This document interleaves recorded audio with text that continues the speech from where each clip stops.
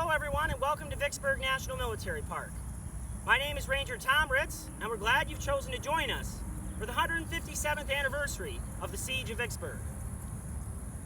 If you want to post a question or make a comment, please use the link down below, the space down below on Facebook to let us know. We'll be sure to get back and have an answer for you. Behind me, we see the large Confederate Fort Garrett. Several of these forts were surrounded the city of Vicksburg and made a tough opposition for Union soldiers during the siege. Today we're going to learn how faith and fortitude were tested amidst those 47 days of fear. I have a question for you to post down in the comments below. Think back to a time when you went through a difficult situation. Who came to your aid? If you're a soldier, here in the trenches of Vicksburg, it may be a regimental chaplain who came to your aid. For a soldier, much of their life were the same. Now, if they were fighting on a battle, of course, things would be chaotic, but sometimes a soldier's life would be paused, where they would just be at camp doing chores, training, marching. And another aspect of that daily routine they may have at the camp is the Army chaplain. He would usually be a leader of faith, a minister, a priest from a local hometown. When the young men joined a regiment and left to go to the uncertainty of war, that pastor or priest might join those men and be commissioned as an Army chaplain. Records we have indicate that more than 3,500 men in blue or gray were commissioned as Army chaplains. They played a unique role in supporting and encouraging their men during battle. And as tens of thousands of troops came to Vicksburg in 1862 and 1863 to this very place where I stand, chaplains were right there on the journey with them. When an army was not on the move, fighting on the campaigns or in the battles, at camp life, there would be a variety of daily activities for an Army chaplain. For you back home, what are some of your daily activities? Put them in the comment section below. For chaplains, some of the things they would have done is primarily been there to encourage the troops and promote good moral living. Both officers and soldiers would be corrected by chaplains if perhaps they were involved in gambling, foul language, or drunkenness. Army chaplains were also very active in distributing material for soldiers to read, often religious tracts, Bibles, New Testaments, poems, things of that nature, anything to give the soldiers something to think about during their off time. But if you read primary sources, what we call letters, diaries, things from soldiers who were here and saw the action, when they mention an Army chaplain, they mention his duty that was camp meetings. These meetings often would be during the week in the evening for prayer or Bible study time, or during Sunday mornings, which soldiers most often wrote about. When they mention the chaplain, they talk about various topics these Sunday morning services would be. Anything about perhaps having courage to fight in battle from one's faith, the need of personal commitment to one's beliefs, or the power of divine grace towards the repentant soul. These are all different ways and topics chaplains would preach to their men or hold a service. And of course, these services might vary very much, depending on a soldier's background. North and South, most chaplains came from a Protestant background, although Catholic priests, and by 1862, even Jewish rabbis were seen in the Union armies and hospitals. On May 17th, 1863, the same day as the Battle of Big Black Bridge, Forney's division of Confederate soldiers were on guard duty along the river in Warrenton, Mississippi, south of town. It's there that a chaplain of the 35th Mississippi tells us how his last day before the siege of Vicksburg went about. Chaplain William Foster says, "Presently we saw a cloud of black smoke rise in the distance in the direction of the firing. We knew that the railroad bridge across Big Black was burning. Then for the first time the dark suspicion crossed our minds that our army had been defeated. The smoke in the distance soon died away, the firing of cannon ceased, and all was quiet again. It was now my regular hour to preach, and a good congregation soon collected around my tent. I endeavored to preach to them on the shortness of life. It was no doubt the last sermon that some soldiers ever heard. No sooner had we dismissed the meeting Then we received marching orders. In a few minutes, we were on the way to Vicksburg. As Chaplain Foster spoke with one of his fellow officers following that account, he talks about how they walked along and saw the troops marching towards the city of Vicksburg to enter the siege trenches, much like the ones you see behind me right now. And as that soldier, officer by the name of Breck, spoke with Chaplain Foster, he talked about how doubtful he was and how the army was in real trouble, saying, "It's sad to look upon those troops, for soon those men will be disarmed and on their way to some northern prison." Chaplain Foster responded, "No, sir. Those troops will soon be shouting victory, victory, while pressing the routed foe. It yet remains to be seen who is the true prophet." Even with the situation looking bad, Chaplain Foster had faith and confidence that God could turn around the dire situation, that he would win the inevitable victory. Despite the optimism that Chaplain had, his fellow officer knew quite well the Army of Vicksburg was in deep trouble, and that now, as the siege began, their faith and fortitude would be pushed to its limit. When a situation becomes difficult for you, where do you turn to?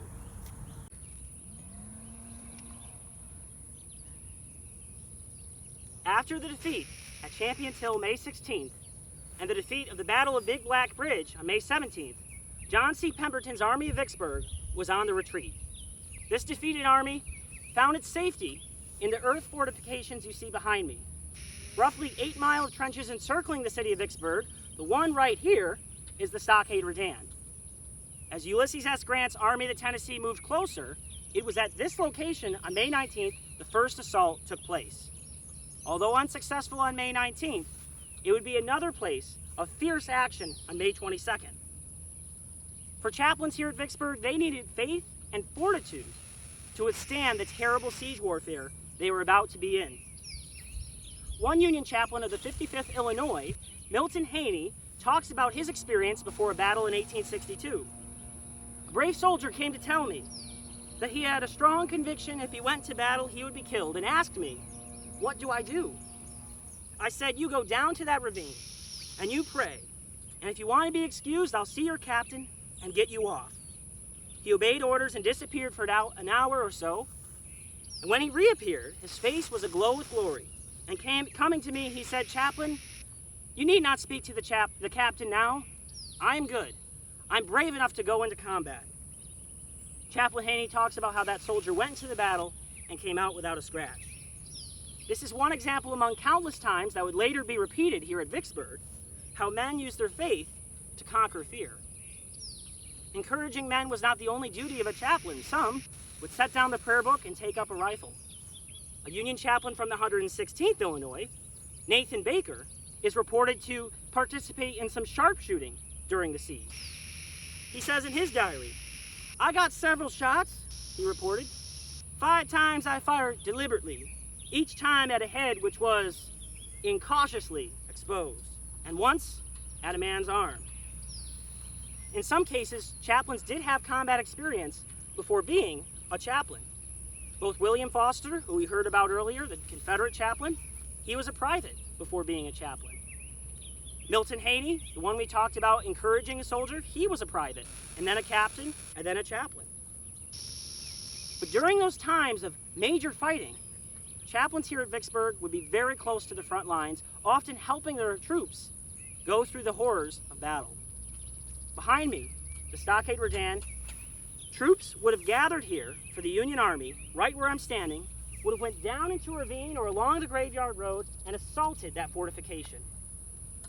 Both times they tried, it failed. But very early on in the fight on May 22nd, Chaplain Haney of the 55th stood right here.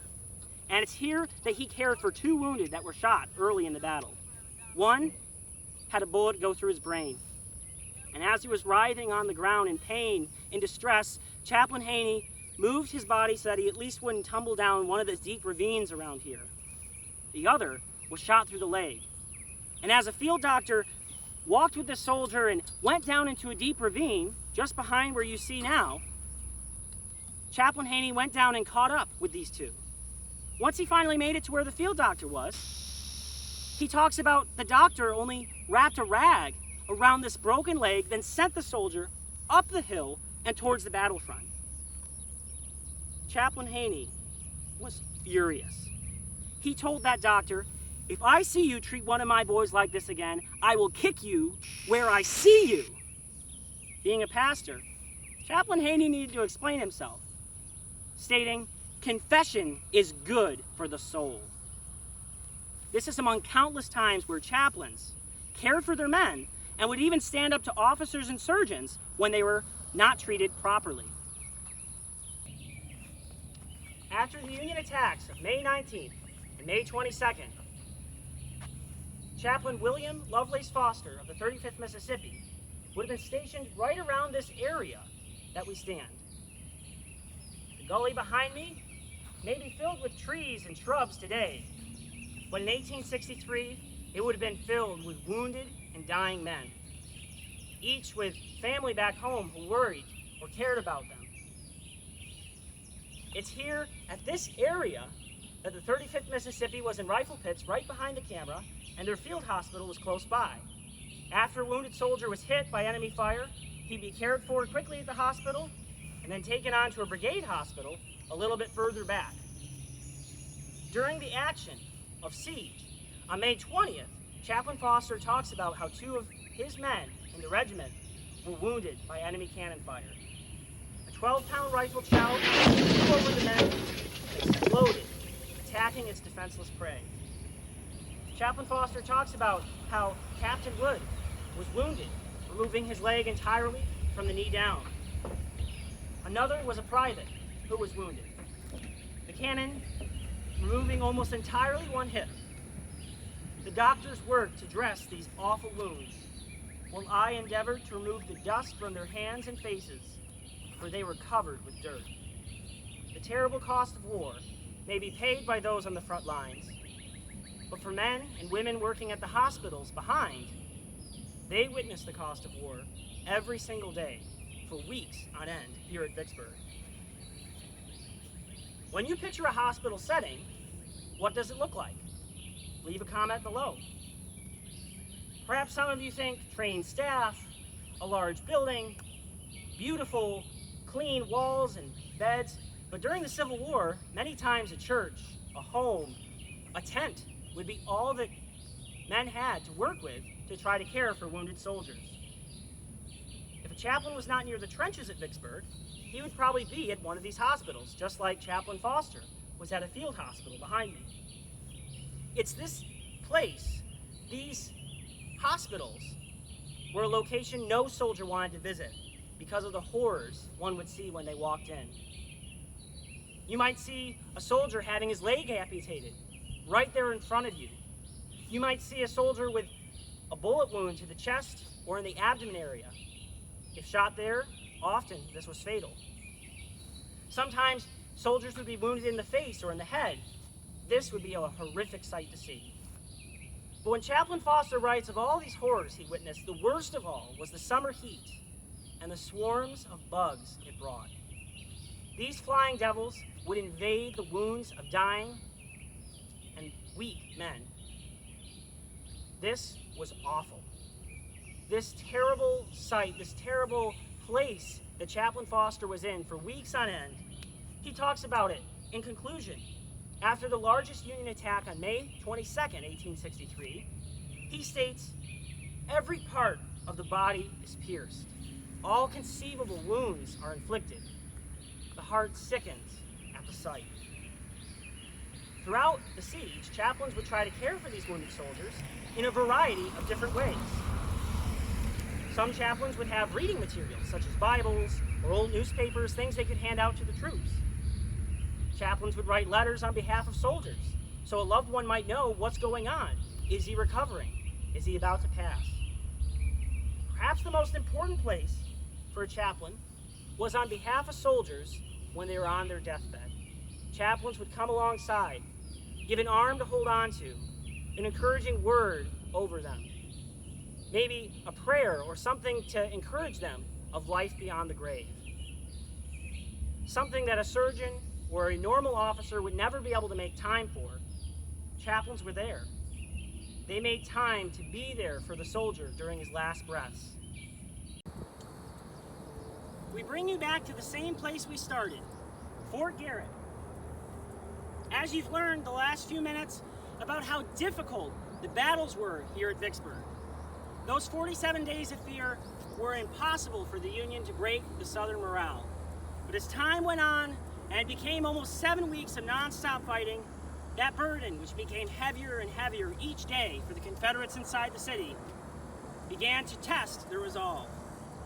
Before July 4th of 1863, the very place where I stand, that you see behind me, would have been filled with thunderous cannon fire, the crack of rifles, the cries of wounded men. A battle zone.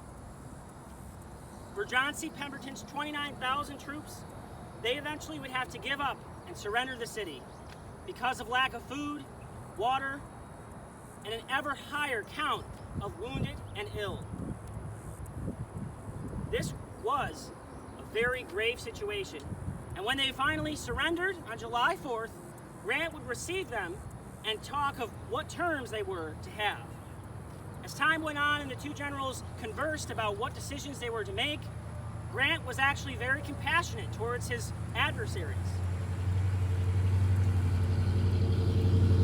After settling terms, Grant decides that he's going to parole the 29,000 troops of Pemberton's Army of Vicksburg. This was very generous. Grant would allow them also not just to be paroled, but to surrender with military honor.